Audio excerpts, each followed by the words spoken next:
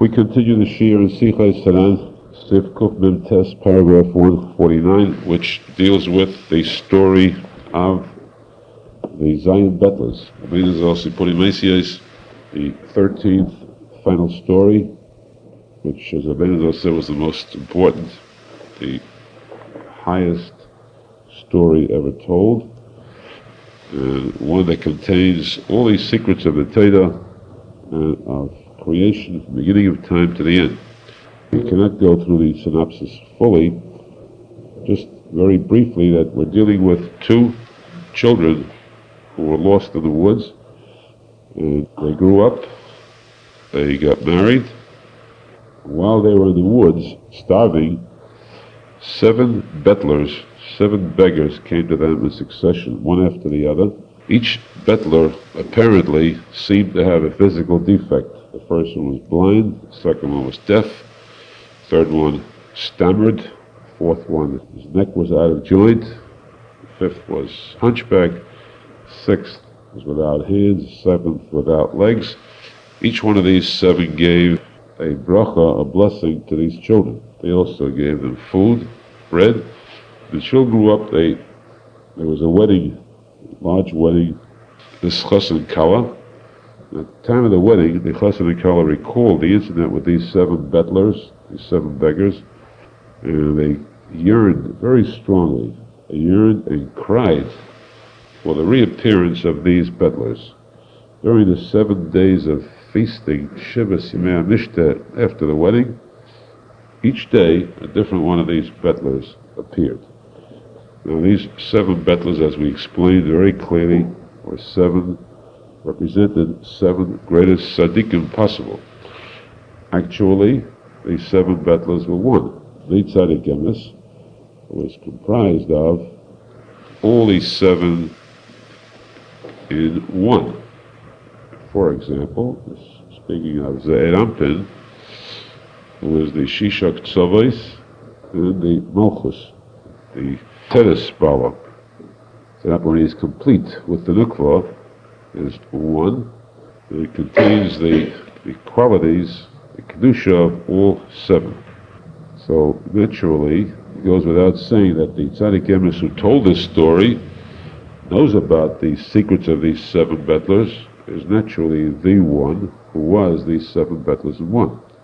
And we had the first story of the blind bettler who actually showed that he was not blind at all. He had the greatest eyesight possible, just he did not waste the power of his eyesight to look at the mundane, base things in this world that do not count at all. And he proved that he lives long life. Because his life is truly long, the story that he told about the great eagle which proved this point, this bracha of long life he now gave as a gift to the Chassidut and Kala. That was on the first day. The story up to the second day, when again the Chassidut and Kala craved and yearned for the appearance of the second bettler, the deaf bettler, who, when they cried, the tears brought into existence, there appeared in front of them this second bettler. He said to them, "You think that I am deaf. In truth, I'm not deaf at all. I'm only deaf to the material items that exist in this world. The words that are spoken in this world are all words of suffering. People who complain about the shortage of material benefits, of wealth. I don't listen to that at all. To those words, I am deaf." Rosenfeld explains that the reason why he said the world is filled with chisvenis, shortages. Every person complains about lacking something. The whole world is one big complaint. The lack of something, in fact, to understand the words of this bettler, it was that each person lacks emunah, faith. If he would have faith, he'd find that he lacks nothing at all.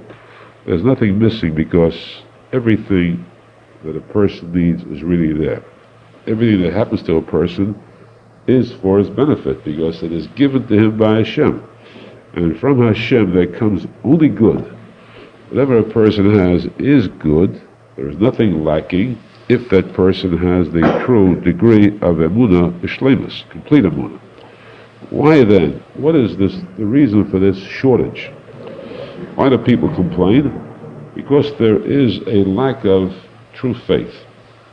Each person has something missing due to the amount of faith that is lacking. That which is missing from perfection in emunah.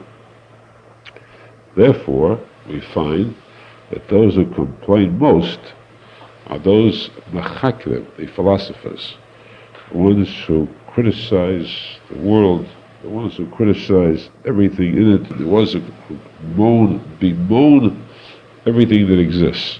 They will find fault with everything. They'll show there's no pleasure possible. They suffer throughout their entire lives. And this is because in philosophy there lies the deepest degree of kafida, lack of emunah. Now, a person who has this philosophy, this lack of emunah, cannot find any happiness in life. That person who avoids this akida, he lives with simplicity and pure faith, can find simcha, satisfaction, in the midst of the worst suffering, the highest degree of suffering. You'll find that a person who has emunah is very happy. There's something wrong, he smiles, he sings, and he says it's all good because Hashem is good and Hashem will complete whatever is necessary. So this person with emunah is always happy. That's why the Arizal stressed so much the mitzvah of simcha. It's a very big mitzvah, the Arizal said, to be b'simcha always. Why a very big mitzvah? Which is a mitzvah that is very big? When we find the word big, kol mitzvah secha emunah. Biggest mitzvah is the combination of all mitzvahs, which is emunah, and that is achieved by simcha. It goes hand in hand with simcha. And this second bettler said, because of the fact that I do not listen to the complaints of this world, therefore I live a very good life. Note the difference. The first bettler said I live a very long life. The second bettler said I live a very good life. A good life of satisfaction, of happiness, without anything lacking. And this good life of mine is that I eat bread and drink water. The Torah says, Hashem said, if you will obey the mitzvahs of Hashem, if you obey these mitzvahs, you be loyal to Hashem, what is the blessing Hashem said? I'll give you gold, I'll give you diamonds, no, I'll give you a blessing, I'll bless your bread and your water. I'll give such a blessing into the bread and water that you have, that by eating this bread you will avoid every type of disease or sickness or depression of mind. The bread and water will be blessed. This is the good life of this bettler. Described as good life, he said, because he eats bread and water. Then he said, there is a country where there is a lot of wealth. And this wealth that they have, of course, treasures. These treasures, he meant to imply, were spiritual treasures. Treasures beruchnius. The very wealthy people, which means wealth beruchnius, very holy people, these tzadikim, once got together. Each one started to speak about, describe the good life of his, meaning the high degree of spiritual life, of purity, that he achieved. Because if you're going to speak about good life, you cannot speak about the good life of Gashmius. There is nothing good about Gashmius, unless it is coupled with, subservient to, Ruchnius. The body is good only when it serves the neshama. If a person does a lot of workout, physical workout, and builds up body muscles, and these body muscles are used to commit sins with, that's not a good body. It's a very evil kind of a body, a very sick kind of a body that does not serve its purpose. A good body is one, no matter how weak it is physically, if that body is used to serve Kedusha, a body that is tormented in fasting and suffering because of the sake of performing mitzvahs, that's the healthiest body that exists, the purest one. These treasures they spoke about, they live a good life. Each one described the good life that he lives, the ruchnis. Each one spoke about the description of his good life. And this second bettler said, I spoke up and I said to them, I live a chayim tevim, a good life that is better, superior, all the good lives you described. And I have proof. Of course, I would not boast this without proving my point. I have proof that I challenge you, if you really live a life of such goodness, such purity, let's see if you can help. You can rescue, there's a certain land which is in a sad dilemma. Try to rescue them, save them from the problem, this dilemma they're suffering from. This land is one that has a garden. In this garden, there are special fruits that are so extraordinary. These fruits contain every type of taste that exists in the world. Also, every type of reach, of smell, every kind of odor, aroma, that means a pleasant aroma that exists also, and also every type of color, various types of rich colors, appearance, beauty, every type of beauty that exists is found in this garden. The garden has a caretaker, a special gardener who tends to this garden, who sees that the garden remains clean and pure and is productive in all its beauty, in all its greatness. The people in that land lived a good life through this garden, a life of perfection. First, what is meant by this garden? The Zohar Kodesh says that there is a special garden, the special garden, that's Gan Eden, in heaven, which it comes forth that which is perfect in both reach, smell, taste, and appearance, looks. Looks meaning different, various types of colors. These, of course, we won't go into detail, of course, this pertains to the different spheres. It means all the various aspects of the ruchnis, the spiritual, come from Gan Eden. How? How does this benefit the world, the people in the world? Because this comes forth in a form of a light, special oil. It's the oil of Torah, the light of Torah which shines forth from this garden, Gan Eden, this Garden of Eden. And this light comes down to the world and nourishes spiritually the neshamas of every single person, every Jew. But how is this light directed? You have to move this light. You have a powerful spotlight. You want to shine it at something. It's got to be, there must be directive for it. This is guided by the tzadik emes. The tzadik is the one who holds this light, directs it at, and injects it into each person who is prepared to receive this, to absorb the sacred, the holy rays of this light. This is the tzadik emes, who is the side, the connection between Gan Eden and the people, the neshamas in this world. He is the gardener because the neshamas are like plants that grow in this, all the neshamas grew, were planted in this Gan Eden. They were sent down to earth, and of course they must sustain their life through this light of Gan Eden, which keeps them alive. Given to them with the power of this gardener, the Baal HaSoda, which is the Tzadik Emes. This is what the second Bet Lament telling you about, the special place where the garden was, and they received the light of this garden, which was for them the Chayim Tevim, perfect life, through this gardener. Now he related that one day this gardener was lost. Somehow they lost the gardener, which means, of course, that doesn't mean physically. It means that suddenly the light of the tzadik became hidden. Became Oed HaNe'elam. It was hidden from the world due to something which blocked or blotted out the light of the tzaddik. Naturally, a person wants to receive this light, he must have emunah. If one does not believe in the tzaddik emes, he cannot receive any good from the tzaddik emes. Or if a person listens to evil talk of one who was a misnagid, who was in opposition to tzaddikim, naturally this will block him from receiving nourishment, the inika, from the tzaddik emes. So in this land, something happened which caused this gardener to become lost.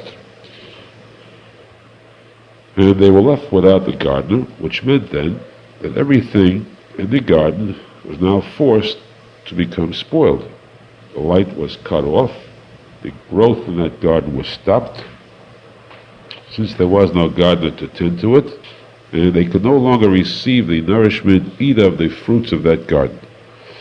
Though there was still enough, the part of those plants, that the initial part that falls off from the plants and itself takes root by itself without being planted, there's enough for that if one would want to seek to draw from that to find also the beauty of this garden, which of course means that one who, even after the tzaddik emes is hidden, if one searches for his light truly, he could find it hidden there within his writings or from his hidden students. But the fact was that they did not, and they lost out. What caused this? A very evil, sadistic king came to this land, and he found that he could not hurt them at all. He could not harm them, because there was no way he could do them harm. They lived a life of happiness and purity, a good life. So he decided there is one way he could overcome them, by destroying, by hurting the good life of this land that they derive from this garden. Now, it's not that he actually spoiled the garden, because he could not, this evil king, could not really do harm to the spiritual powers of the garden. The Sichos of Kedusha cannot be harmed directly, but he could do harm in the connection, the tie between the Sichos and the people, and this he did. Again, we go back to this in the story form rather than the Kabbalah terms. This he did by leaving behind him 3 groups of his followers, his servants. He commanded these 3 groups, told them what they should do, and through this they would destroy the marvelous taste, the unequal taste that came from this garden.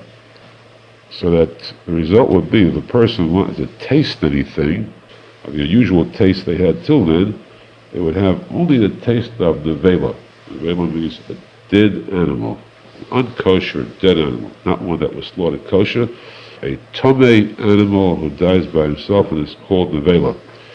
Everything would have the taste of nevela, chas v'sholom, instead of the usually good taste, the pleasant taste that existed before.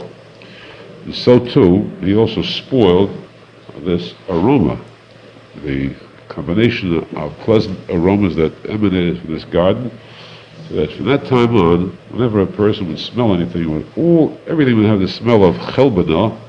Chelbana is that spice which has a very bad smell. There are 11 spices in the keteidos.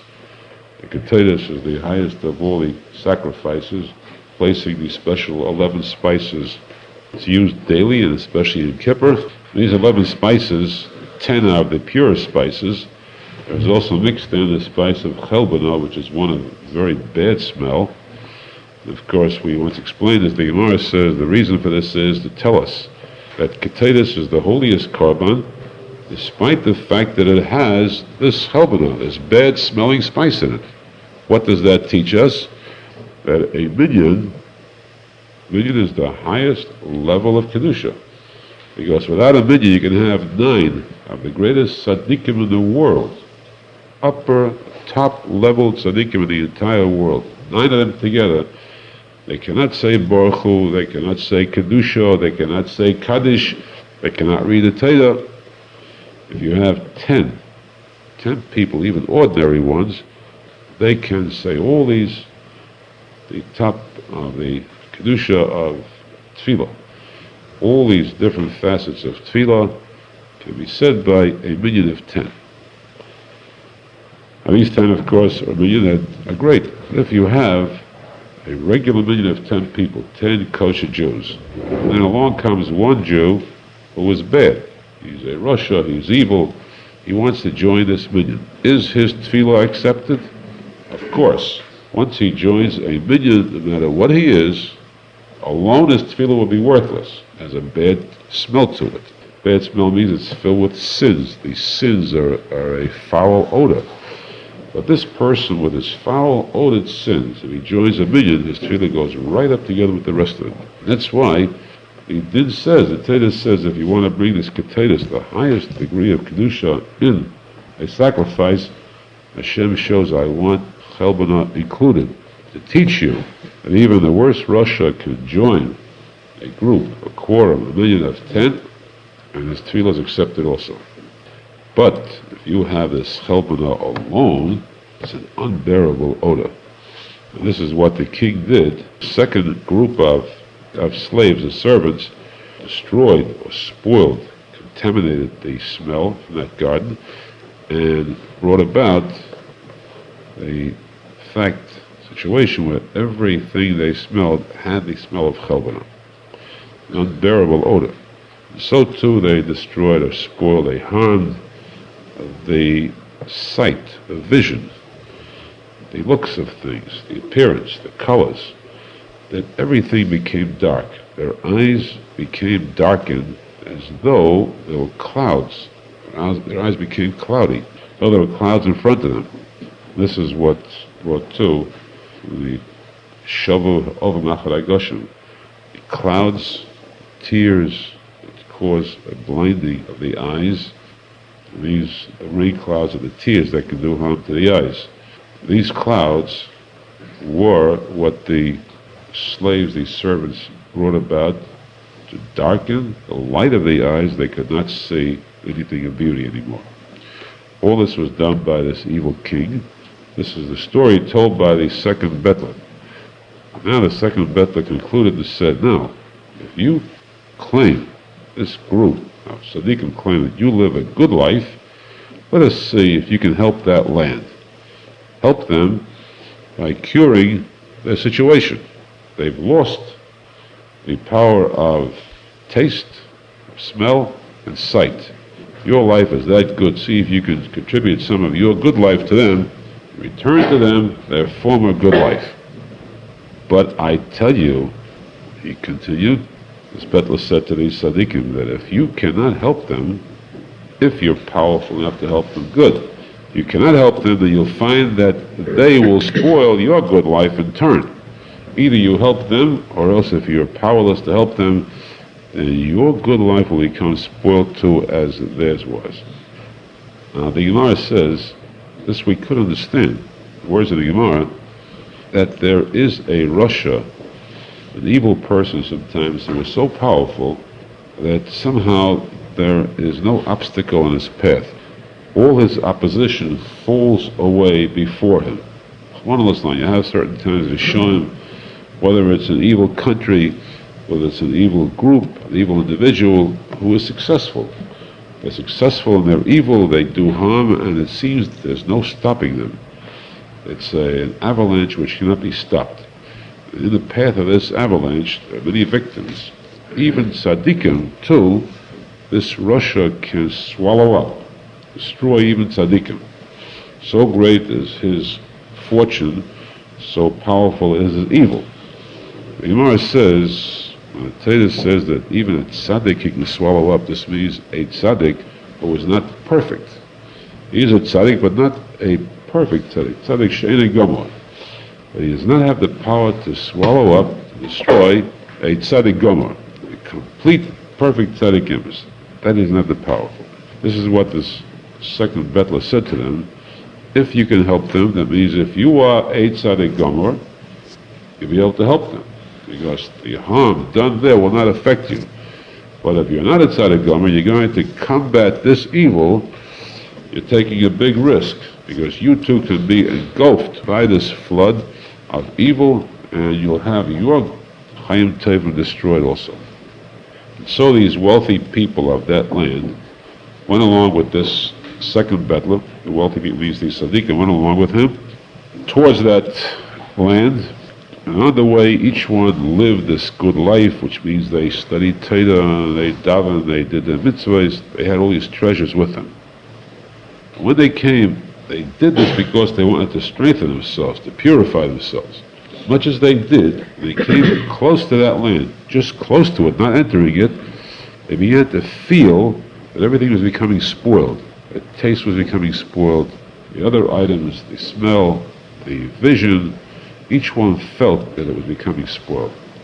So the Betler said to them, if now that you have not even entered yet into this land, you already feel the spoilage, you already feel the damage that you're suffering, imagine then, how could you expect to go in there?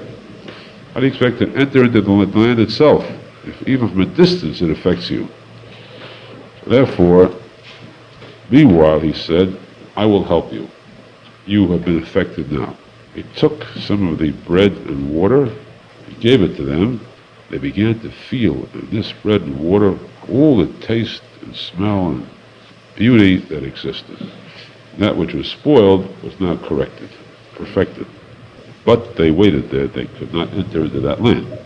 Meanwhile, at this same time, simultaneously, the people in the land, where this garden was, it was close to them now, began to study their situation.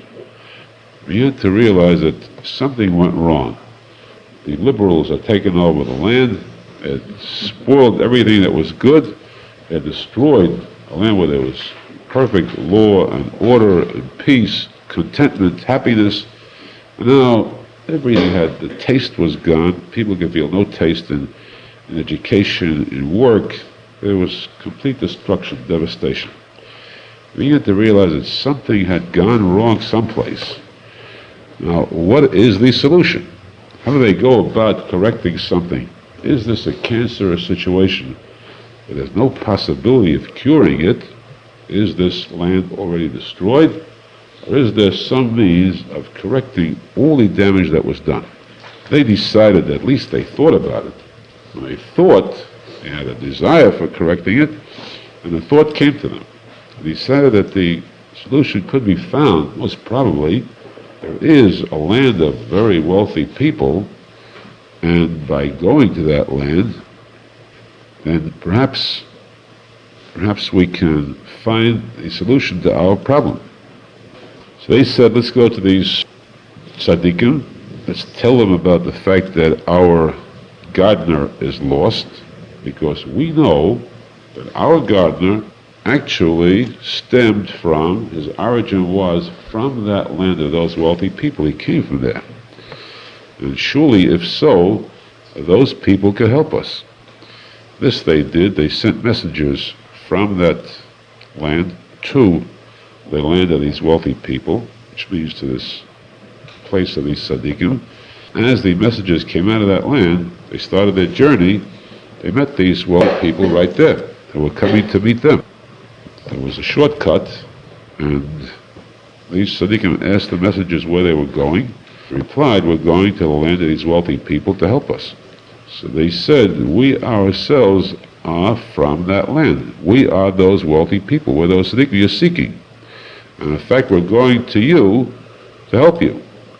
So the deaf Betler spoke up and said to them, to these messengers, you need me. I'm the one that you need to help you, because these other tzaddikim cannot do any good for you. They're not powerful enough. Therefore, I suggest that the tzaddikim remain here. I will go alone, enter into this land, and see what is necessary to correct the situation. Continue the story to this Chassan and Kala and said, so I went with these messengers, I went into the land, and I began to study what was going on. I went from one city to the next, And there I observed very closely, and I saw that there were a group of people who were speaking, and in speaking they made some kind of a joke. Then afterwards another group made another kind of a joke. And people gathered around to listen. They made more jokes. They were smiling and laughing, and it seemed to be very amusing. People are enjoying themselves. This I could see from far. But I came closer, I listened more closely to what they were saying, and I found that this enjoyment was, the jokes they were speaking were colored jokes, profanity. In Hebrew it's called nivel peh, unclean language.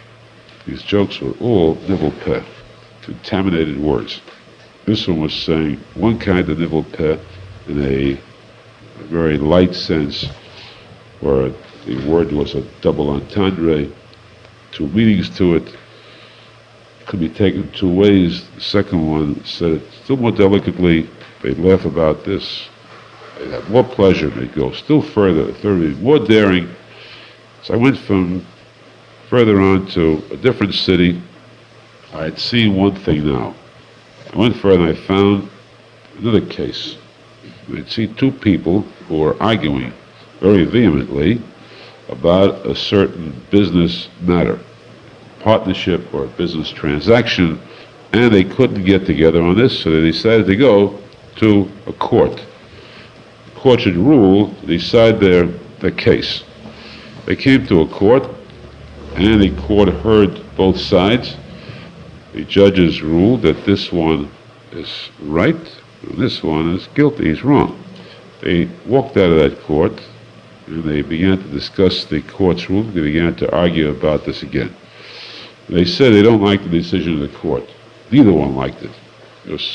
Even the person who said he was right felt they did not give him all the right that he deserved. The second one said, I'm not wrong. They decided to go to a second court. They selected a second court in a different place, and they came before that court. They received a decision. Again, they argued about this decision. They went to a third court, and so they continued on, selecting different courts, one after the other, until the whole city was filled with courts, judges. And the question is why? Why there should be so many trials, such a repetition in trials? I looked closer, I observed, and I found the fact was there was no truth there. There was no honesty. That this one would listen more closely, would favor one party, the second would favor a second party. This was due to the fact that they would take bribes. Taking bribes, naturally, they would bend the truth. So there was no truth. The entire court system was fraudulent. They favored one type of minority, regardless of what the true judgment was, because of bribes, because of political considerations, and so there was no justice whatsoever in that land. Then I went further, and I saw that the city had become filled with pornography, with evil, with zanut, and it was so prevalent that it became as though it was permissible, which means there was a degree of permissiveness. Note how Arizal's story reaches a point in history where you see, you live through a period like this, this evil, bitter period. All this comes to life. And it reached the point where there was no stopping this. Everyone joined in. Everywhere there were places that sprang up, places, illegal places, that drew people to this, became victim to this evil habit. And I said to these messengers, after studying this, I said to them, this Bettler said, the reason that this happened is because they became spoiled. The taste, the smell, and the good looks, the appearance, that came from this garden. How? This evil king had left over 3 groups of servants.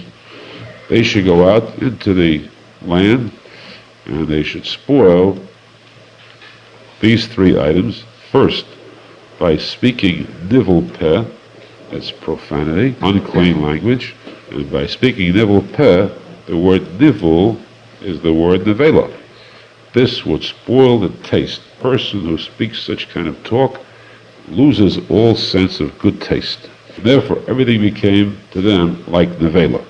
If you want to get the good taste back, you get to remove this kind of talk, this evil talk.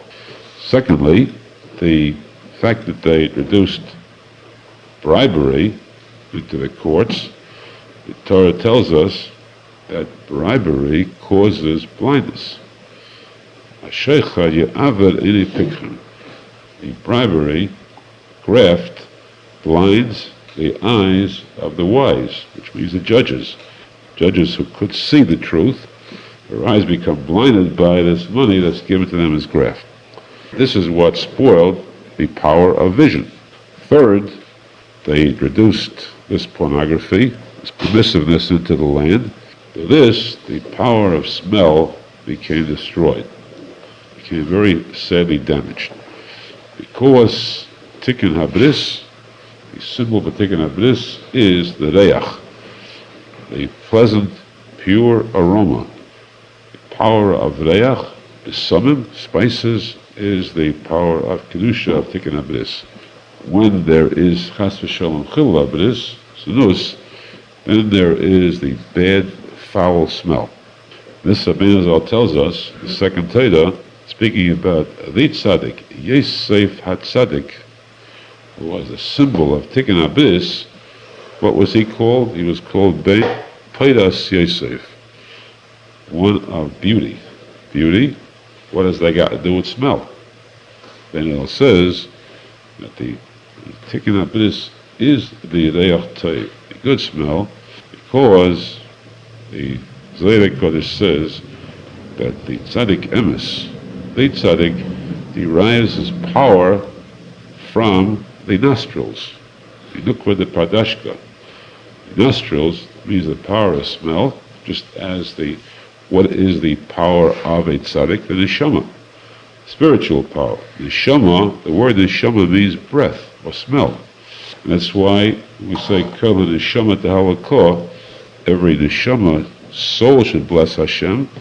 We refer to the power of smell, the bracha on the reich, the smelling besamim. So this word pardashka is begimatria peidas. Bein peidas Yosef, begimatria the nostrils, showing that the tzadik emes, Tikkun HaBris, is the power of reich, of smell. Therefore, the Betler said to these messengers, if you want to correct these things, go out into the land and get these guilty parties, the servants, the evil servants of this cruel king, and expel them from the kingdom. You'll find that these three sins will become corrected, and the good taste and vision, reach, will return. Not only that, but you'll suddenly find that the gardener will reappear. The lost gardener will reappear. This they did. They began to correct the land of these three sins. They began to search for these evil servants. They would catch someone, and they would arrest and search, which of course is illegal according to an illegal Supreme Court. To halt and search is illegal, but that's because it's illegal, therefore you have all crimes committed. Here they did this, they broke this illegal procedure, and by doing this they captured all the evil servants of the king, they expelled them, and this way they found that the good was returning. Then, when these were out, and the damage was being repaired, suddenly there was a loud tumult in the city. And people began to cry out and yell, and they all came to the same realization. All this time, there was one person in the city that was being mocked, jeered at. They would call him the Meshuggah, the insane person, a madman. And they said, no, they began to realize perhaps this person they call a madman, Chas v'sholom, is that lost gardener, but they didn't realize it. So they took him and called him back, and they found that this one that they had been throwing rocks at, making fun of him, which means they got to a point where the tzadik emes and so many misnagdim going against him, worst type of rumors, bad words said against the tzadik emes. This is found in every generation. Each tzadik emes, each generation has groups of enemies, misnagdim, who talk against them. Time of Baal Shem Tov, Baal Shem HaKodesh, even the great people then strive to put the Baal Shem HaKodesh in chedim. The brothers of Yosef HaTzadik wanted to kill him or sell him. Time of Arizal, there were so few who realized Arizal's greatness. Even the great leaders were enemies of Arizal. This was the light, the great light that was hidden, the Er HaNelam. Now they said, this person whom we all fought against, let's stop and think, this could be the gardener. So they brought this person before them, and they studied him, and they said, true. Now we realize, now that our sense of smell and vision and taste has been perfected again, we can now see this is truly the gardener, this is truly the tzadik emes. With this, everything was correct. So the Bettler concluded now the story to the Chassid Kala and said, as a result, we see that I have the consent, the confirmation of that land of wealth, which means all those tzaddikim who were there, they will confirm the fact that I live truly a life of purity and goodness. Because I am the one that perfected that land where the gardener was lost. I brought back the knowledge of the tzaddik emes to that country. Therefore now, he said, I hereby give to you, as a gift, this good life of mine. For this I gave you only a blessing. You should get it. Now I give it to you as a gift. And this resulted in a great, powerful rejoicing. They rejoiced that entire day with this Bettler. And of course, in the future we'll find that every one of the Bettlers did the same. They came back, they returned for that day, each one in his turn, and gave as a complete gift that which he had first blessed this young couple with. First one gave them as a gift the long life. Second one gave them as a gift the good life, the life of perfection and purity. This was the second day. And note that each one comes on his respective day, which means, of course, it is understood that these are the tzaddikim referring to the Sfidos. First one was the Sfidos HaChesed. The second is Sfidos Gevura, power, din. The good is in din, the way Hashem wanted to create the world. All that is good. In fact, when we say Tov, Tov is Chesed, good. Tov mi'od, very good, that means real Chaim Tov mi'od, that's din, Gevuras. This was the second Bettler. Then it goes on now to the third day. Each respective day, a different Bettler showed up, which means the tzaddik emes showed up in a different form to give them the brachos contained in him from all these seven spheres. The third day, the day began, and when that day began, the couple began to think again. And they reminded themselves about the time they were in the forest, and how the third Bettler came, the one that stammered, who could not speak clearly.